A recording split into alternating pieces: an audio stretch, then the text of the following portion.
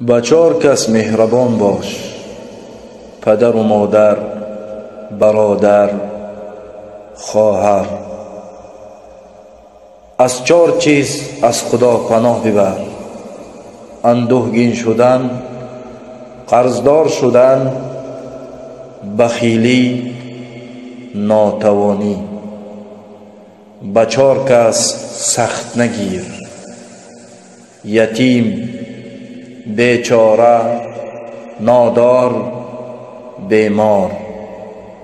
با 4 عمل خود را آراسته کن: صبر کردن، خاکساری، علم و دانش، سخاوتمندی.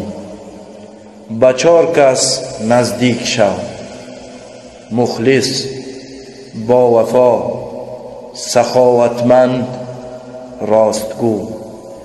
با 4 کس دوستی مکن: دروغگو، دوست، حسدخور، فریبکار. 4 کس را زیارت کن: مادر و پدر، خویشان، دوستان، مریضان.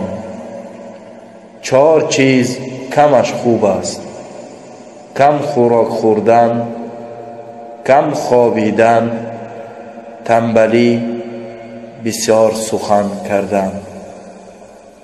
از 4 چیز بے پروا مباش: نماز، قرآن خواندن، ذکر، صله رحم. این را روان کنید و از ثواب خود را محروم نکنید. بگذار که برای شما صدقه جاریه شود. السلام علیکم و رحمت الله و برکاته.